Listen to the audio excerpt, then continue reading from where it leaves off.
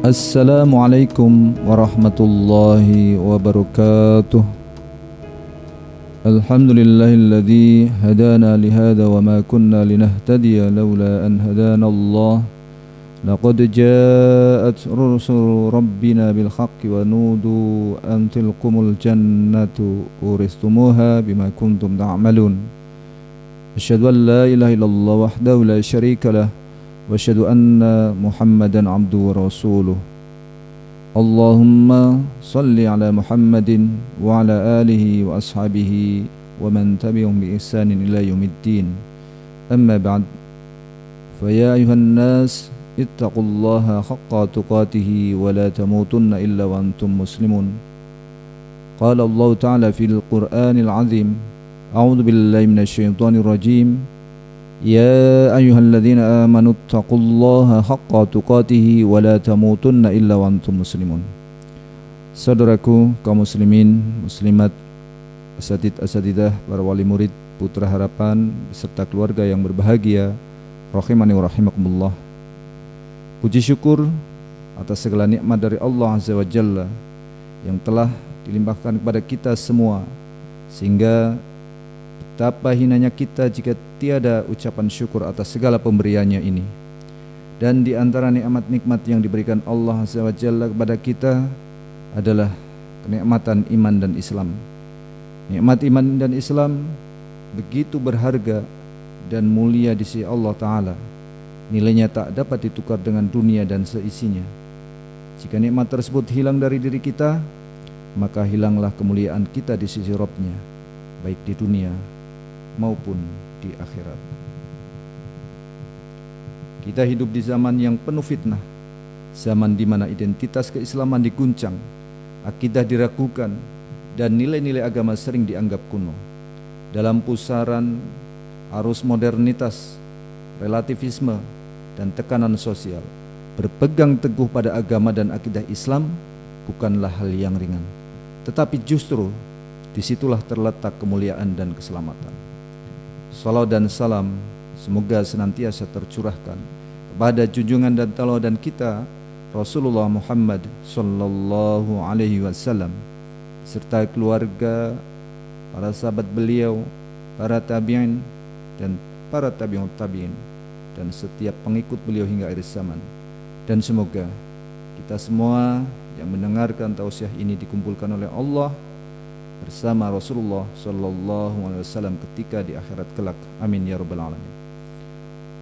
Saudaraku, ma'asyiral muslimin, para pendengar semua beserta keluarga yang berbahagia, rahimani wa rahimakumullah. Pada kesempatan ini saya akan sampaikan lanjutan wasiat Luqman yang kedua kepada anaknya setelah pesan yang pertama, aqimis shalah, dirikanlah salat. Selanjutnya pesan kedua adalah wa'mur bil ma'rufi wanha 'anil munkar, dan suruhlah manusia mengerjakan yang baik dan cegahlah mereka dari perbuatan yang mungkar. Ar-Rahib Al-Asfani rahimahullah ta'ala mengatakan, al-ma'ruf adalah satu nama bagi setiap perbuatan yang diketahui kebaikannya oleh akal atau syariat. Sedangkan al-munkar adalah apa yang diingkari oleh keduanya, yakni akal dan syariat. Syekhul Islam Ibnu Taimiyah rahimahullah mengatakan, al-ma'ruf adalah satu nama yang mencakup segala yang dicintai oleh Allah berupa iman dan amal soleh. Sedangkan menurut syariat, bahwa al-ma'ruf adalah segala hal yang dianggap baik oleh syariat, diperintahkan melakukannya, dipuji, dan orang yang melakukannya pun dipuji pula. Al-ma'ruf yang paling utama adalah mentauhidkan Allah Subhanahu wa taala dan beriman kepadanya. Sedangkan al-munkar adalah segala yang dilarang oleh syariat atau segala yang menyalahi syariat. Syekhul Islam Ibnu Taimiyah rahimahullah mengatakan bahwa al-munkar adalah satu nama yang mencakup segala yang dilarang oleh Allah Subhanahu wa taala. Imam Asy-Syaukani rahimahullah mengatakan, yang dijadikan tolak ukur bahwa sesuatu itu ma'ruf atau mungkar adalah kitabullah, Al-Quran, dan As-Sunnah.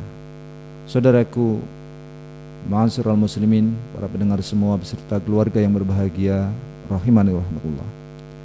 Pesan kedua Luqman yaitu berusaha mengajak manusia mengerjakan perbuatan baik yang diridhoi oleh Allah SWT, berusaha membersihkan jiwa dan mencapai keberuntungan, serta mencegah mereka agar tidak mengerjakan perbuatan-perbuatan dosa. Hal ini selaras dengan firman Allah Ta'ala, A'udzubillahi minasyaitonirrajim, Qad aflaha man zakkaha wa qad khaba man dassaha. Sungguh beruntung orang yang menyucikannya, dan sungguh rugi orang yang mengotorinya, mengotori jiwa. Pesan kedua Luqman juga selaras dengan firman Allah yang lain, yaitu di dalam Quran surat Ali Imran ayat 104, A'udzubillahi minasyaitonirrajim, wal takum minkum ummatun yad'una ilal khairi wa ya'muruna bil ma'ruf wa yanhauna 'anil munkar wa ulaika humul muflihun. Dan hendaklah di antara kamu ada segolongan orang yang menyeru kepada kebajikan, menyuruh berbuat yang ma'ruf dan mencegah dari yang mungkar, dan mereka itulah orang-orang yang beruntung. Beramar ma'ruf, apalagi bernahi mungkar, tentu butuh ilmu dan kekuatan mental. Akibat dari mengajak manusia berbuat baik dan meninggalkan perbuatan yang mungkar, sering dihadapkan banyaknya cobaan, banyaknya rintangan dan tantangan, baik dalam bentuk kesenangan dan kemegahan maupun dalam bentuk kesengsaraan dan penderitaan. Syekh As-Sa'di rahimahullah berkata, mengajak dalam kebaikan harus disertai dengan ilmu terlebih dahulu. Begitu pula ketika melarang dari kemungkaran. Ibnu Taimiyah rahimahullah menasihatkan bagi yang ingin melakukan amar ma'ruf dan nahi mungkar, hendaklah memiliki 3 bekal. Bekal yang pertama adalah berilmu sebelumnya. Yang kedua, lemah lembut ketika bertindak. Dan bekal yang 3 adalah sabar. Sabar terhadap cobaan yang dihadapi nantinya. Mengenai bekal ilmu sudah amat jelas, karena setiap amalan yang tidak didasari ilmu hanya membawa petaka dan tidak mendapatkan maslahat. Umar bin Abdul Aziz mengatakan, man abadallahu bi ghairi ilmin kana ma yufsidu aktsaru mimma yusluh. Barang siapa yang beribadah kepada Allah tanpa ilmu, maka ia akan membuat banyak kerusakan dibanding mendatangkan banyak kebaikan. Sedangkan lemah lembut dalam ajakan atau dakwah dicontohkan oleh Rasulullah SAW dalam sabdanya, Innar rifqa la yakunu fi syai'in illa zanahu wa la yunza'u min syai'in illa syanah. Sesungguhnya jika lemah lembut ada dalam sesuatu, maka ia akan senantiasa menghiasinya. Jika kelembutan itu hilang, maka pastilah hanya akan mendatangkan kejelekan. Hadis riwayat Muslim nomor 2594. Setiap yang berdakwah pasti mendapati cobaan dan rintangan. Cobaan tersebut sesuai tingkatan keimanannya. Dari Mus'ab bin Sa'id, seorang tabi'in rahimahullah, dari ayahnya ia berkata, wahai Rasulullah, manusia manakah yang paling berat ujiannya? Beliau SAW bersabda, para nabi, kemudian yang semisalnya, dan semisalnya lagi. Seseorang akan diuji sesuai dengan kondisi agamanya. Apabila agamanya begitu kuat, kokoh, maka semakin berat pula ujiannya. Apabila agamanya lemah, maka ia akan diuji sesuai dengan kualitas agamanya. Seorang hamba senantiasa akan mendapatkan cobaan hingga dia berjalan di muka bumi dalam keadaan bersih dari dosa. Hadis riwayat Tirmidzi, Ibnu Majah, dan Ad-Darimi. Ibnu Katsir rahimahullah berkata bahwa amar ma'ruf dan nahi mungkar dilakukan sesuai kemampuan. Amar ma'ruf yakni mengajak kebaikan, dan nahi mungkar mencegah kejahatan, wajib dilakukan sesuai kemampuan berdasarkan hadis riwayat Muslim untuk mengubah dengan tangan atau kekuasaan, lisan atau hati. langkah ini harus bijaksana, tidak menimbulkan kemungkaran lebih besar, dan tidak wajib beresiko tinggi atau merusak diri dengan bom bunuh diri misalnya. Saudaraku, ikhwani fiddin, para pendengar semua beserta keluarga yang berbahagia rahimani wa rahimakumullah. Apa sajakah poin-poin penting pelaksanaan amar ma'ruf nahi mungkar sesuai kemampuan? Yang pertama, adanya tingkatan tindakan. Jika mampu, lakukanlah dengan tindakan atau kekuasaan tangan. Jika tidak mampu, gunakan lisan atau nasihat.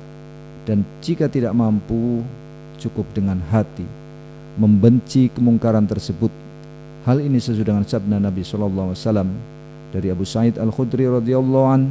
Ia berkata, aku mendengar Rasulullah SAW bersabda, man ra'a minkum munkaran falyughayyir biyadihi, fa illam yastati' fa bilisanihi, fa illam yastati' fa biqalbihi, wa dzalika adhaful iman.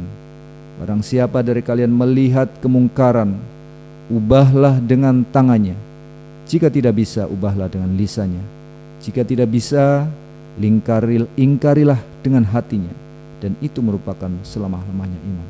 Hadis riwayat Muslim. Kemudian poin kedua adalah bahwa hukum fardu kifayah. Tindakan ini merupakan kewajiban kolektif, di mana jika sudah ada yang melakukannya, gugur kewajiban bagi yang lain. Kemudian yang ketiga adalah prinsip dakwah yang bijaksana, menghindari tindakan yang menimbulkan kemungkaran lain yang lebih besar, tindakan anarkis. Yang keempat adalah tidak harus sempurna. Maksudnya seseorang tetap boleh beramar ma'ruf nahi mungkar meskipun dirinya memiliki kekurangan dalam melaksanakan perintah tersebut. Yang kelima adalah kewenangan.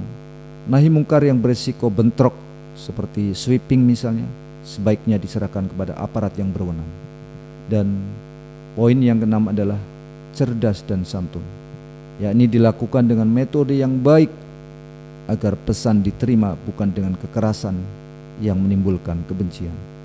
Saudaraku kaum muslimin muslimat, asatidzah para wali murid tutor harapan serta keluarga yang berbahagia rahimani wa rahimakumullah, melakukan kebaikan dan mencegah kemungkaran dengan cara yang benar meskipun terbatas pada kemampuan diri adalah bentuk komitmen menjaga kemaslahatan masyarakat dan umat. Demikian faidah wasiat Luqman pada anaknya terkait dengan beramar ma'ruf dan nahi mungkar. Semoga kita semua bisa ambil peran pada dakwah amar ma'ruf dan nahi mungkar. Sekalipun masih anak-anak, tanamkan sedini mungkin, tentunya sesuai dengan usia dan kompetensi atau kemampuan di bidang masing-masing. Hanya kepada Allah Subhanahu wa taala kita memohon pertolongan dan taufiknya dalam menjalankan, menghidupkan bulan Ramadan yang penuh barokah ini dengan ketaatan yang maksimal, dengan berupaya untuk beramar ma'ruf dan nahi mungkar.